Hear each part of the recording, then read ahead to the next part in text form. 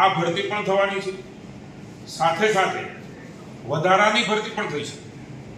એમના માટે ભૂપેન્દ્રભાઈ માનનીય મુખ્યમંત્રી છે ને શિક્ષણ મંત્રી શ્રીએ એ તૈયારી કરી છે। આપ સૌ જાણો છો કે ભરતી પ્રક્રિયાના નીતિ વિષયક નિર્ણય એ પણ લેવો જરૂરી છે। કેટલીક વાર અરજીઓ ખૂબ આવે અને યોગ્ય મેરિટવાળા એ ભરતીમાં ન મળે તો પણ પ્રશ્ન આવે। એટલે આવા અનેક પ્રશ્નો આપે પણ એમને વાચા આપી છે। એમાંથી જ નીતિ નવી બની રહી છે। એ નીતિ બન્યાથી તુરત જ માત્ર 2700 નહીં, વધારાની ભરતી પણ એ ટેટ 1 ટેટ 2 ની એક્ઝામ જે લીધી છે એ વિદ્યાર્થીઓની છે, જેનાથી ખૂબ મોટી ભરતી પણ ન દેખાય।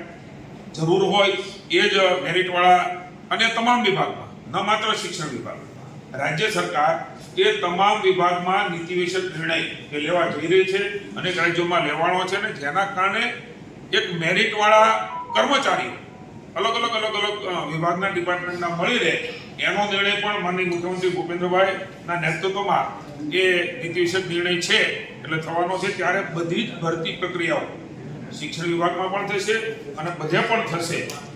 એક શિક્ષકવાળી શાળાનો જવાબ પણ માનનીય મંત્રીશ્રીએ ગૃહમાં આપ્યો છે। છતાં હું આપને જણાવું